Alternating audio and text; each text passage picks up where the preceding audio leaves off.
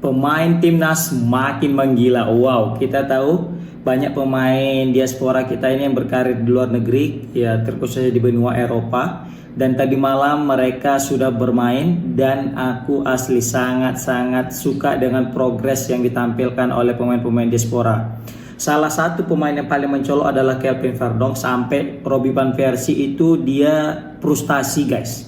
Robin van Persie frustasi karena gara-gara Verdonk, Feyenoord, klub daripada yang dilatih sama si Robin van Persie, gak bisa cetak gol dan bisa menahan imbang Feyenoord di kandangnya. Begitu juga dengan Bang Jai Ijaz yang dia bisa menahan imbang Atlanta. Kita tahu Atlanta tim kuat, tim yang sudah malam melintang bermain di Eropa dan juga juara di European League ya kan, tapi bisa menahan imbang mereka di kandang mereka guys. Ini prestasi yang luar biasa daripada Venezia juga, meskipun sekarang masih terdampar di zona degradasi, tapi setidaknya ini punya harapan untuk bisa keluar dari zona degradasi. Dan Bang Jai Ijaz juga tampil cemerlang. Begitu juga dengan Dean James, pemain Go Ahead Eagles, bersama dengan klubnya berhasil mengalahkan klub kuat lainnya yaitu PSV Eindhoven. Sebelumnya mereka juga bisa mengalahkan PSV Eindhoven di Piala Liga, dan kali ini mereka berhasil mengalahkan PSV Eindhoven lagi guys. Baru juga terakhir ada Ole Romeni. Nah, Ole Romeni ini bukan kaleng-kaleng. Dia berhasil memecah kebuntuan sekaligus juga menjadi keran golnya yang pertama di Championship setelah didatangkan dari FC Utrecht. Dia itu sempat kesulitan untuk mencari gol, bahkan sebelumnya sempat juga bisa mencetak gol ketika ngelawan apa itu ya, yang dia udah dapat bola dari kiper terus dia shoot, ternyata masih membentur Mister Gawang seperti itu. Oke, kita akan mulai bahas satu persatu ya. Kita mulai dari Kelvin Verdonk dulu guys. Ini bisa menjadi salah satu penampilan terbaik Verdonk guys. Ya, bermain dengan 4-2-3-1 ya yang diturunkan oleh pelatih dengan klubnya itu Nijmegen ya, menghadapi Feyenoord yang notabene tim kuat, tim juara liga ya, yang mana kita tahu juga di sini mereka bermain tandang dan pelatih mereka Robin van Persie, tapi tidak menyulitkan semangat mereka sehingga Kelvin Verdonk DKK berhasil mencuri poin. Dan di sini aku ngelihat nilai daripada Kelvin Verdonk adalah yang keempat tertinggi guys. Pertama itu Owejan, itu back kirinya. Nah, for your information, Verdonk tampil bukan sebagai back kiri di sini, tapi dia sebagai full back guys. Saya sebagai center back bersama dengan Nuiting. Yang mana Nuiting lebih tinggi ratingnya 74 dan kipernya Roofs 76, karena memang Roofs ini banyak kali buat penampilan bisa kita bilang banyak kali buat save yang gemilang sehingga terhindar dari kekalahan yang namanya Nijmegen ini. Dan Verdonk juga menjadi salah satu aktor di balik suksesnya Nijmegen mencuri 1 poin di kandangnya Feyenoord. Aku tadi tuh bayangkan lagi corner, terus ada pemain Feyenoord ngumpan di situ udah. Padahal Verdonk kecil badannya, tapi tinggi banget lompatnya, sehingga ini memutus stigma yang dikatakan Coach Justin, yang mana jika ada pemainnya kecil melawan dengan tim musuh yang punya postur besar yang menjulang tinggi, maka nggak ada harapan untuk bisa menang. Tapi terbukti Verdonk itu memutus semua itu dan berhasil menghalau bola, karena kalau tidak ada Verdonk saat itu maka sudah ada pemain Feyenoord yang siap menghalau dan menceploskan bola itu ke dalam gawang. Makanya terlihat sekali Robin van Persie itu cukup kesal dengan penyelamatan Verdonk yang sensasional itu guys. Oke, baru kita masuk ke pertandingan selanjutnya yaitu Atlanta melawan Venezia. Ini bisa kita bilang sebagai hasil yang cukup imbang, yang cukup adil ya bagi Atlanta dan Venezia. Sebenarnya nggak adil, kenapa? Karena Atlanta itu asli menggempur habis-habisan pertahanan Venezia, dan Venezia kayaknya memang punya target ya mencuri 1 poin saja. Dan aku rasa serinya Venezia melawan Atlanta ini rasanya udah kayak menang lah. Karena menghadapi Atlanta yang notabene tim kuat, pesaing juara di Liga maupun di Piala Eropa dan di Liga Champion ya kan. Jadi sulit lah untuk bisa mencuri 3 poin. Dapat 1 poin aja pun udah mantap. Dan for your information juga, ini untuk kali pertama Venezia bisa clean sheet 2 kali di pertandingan berturut-turut guys. Sebelumnya ketika menghadapi Lazio, Venezia juga berhasil clean sheet dan kali ini juga clean sheet. Ya, dan ini tidak lepas daripada peran daripada seorang kapten Bang Jai Ijaz yang tampil gemilang bersama dengan trionya Kande sama Singh, yang mana ketiga itu sukses menghalau pertahanan sehingga kiper mereka Radu itu tidak kebobolan guys. Ini penampilan yang gue bilang. Bayangkan mereka menghadapi pemain bintang kayak Lookman, ya kan, Cuadrado, pemain-pemain mantan Premier League Chelsea ya, Juventus juga baru aja ada Kolasinac, ya kan. Ini kan pemain-pemain bintang yang sebelumnya bermain dan bersinar di Eropa, walaupun masih di Eropa juga ya.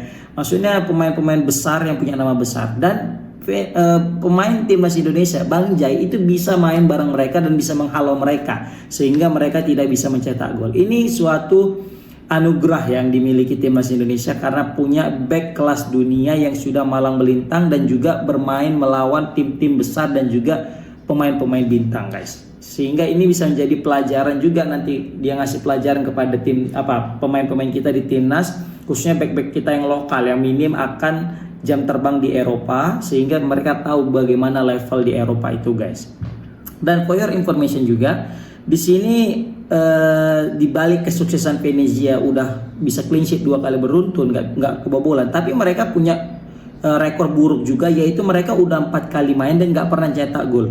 Dan ini mengulangi prestasi mereka, keburukan mereka di tahun 98-99 yang mana sebelumnya Venezia juga tidak bisa mencetak gol di 4 pertandingan terakhir. Bayangkan Venezia 4 kali main dan 4 kali itu nggak bisa cetak gol. Maka kasihan ini Bang Jai ketika dia udah berhasil menghalau lini pertahanan biar bisa tetap clean sheet dan tidak kalah, tapi lini serang daripada Venezia juga bapuk guys. Jadi sulit juga nih Venezia untuk bisa keluar dari zona degradasi. Bagus pun di lini pertahanan, tapi kalau lini depan bapuk, wassalam kan gitu ya kan. Terbukti ini wassalam nih Venezia beberapa pertandingan terakhir. Untung aja lawan Lazio dan Atalanta itu berhasil curi poin.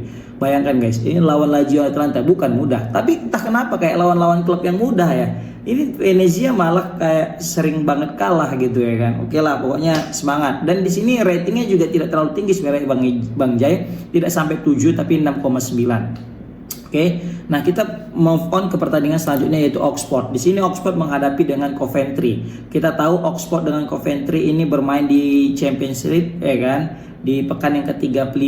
Di sini akhirnya Ole Romeni berhasil mencetak gol. Tetapi meskipun Ole Romeni berhasil mencetak gol dan memecah kebuntuan ataupun bisa kita bilang memecahkan keran golnya, tapi di sini Oxford United masih harus mengakui keunggulan daripada tim tamu Coventry yang menang dengan skor tipis 3-2. Tapi di sini setidaknya udah ada kemajuan dari Ole Romeni, ya dia tampil sebagai starter tapi mesti diganti kalau nggak salah di menit keberapa, jadi 60 ya.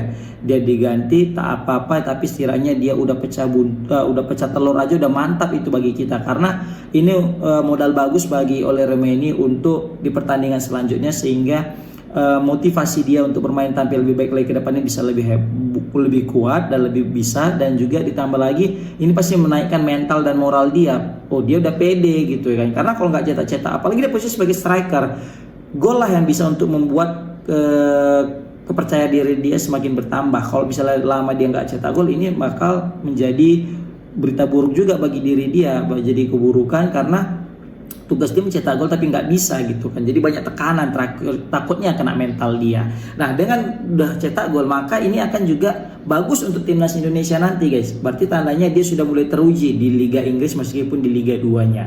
Seperti itu. Nah, itu untuk Oxford United melawan Coventry, Ole berhasil gol debutnya.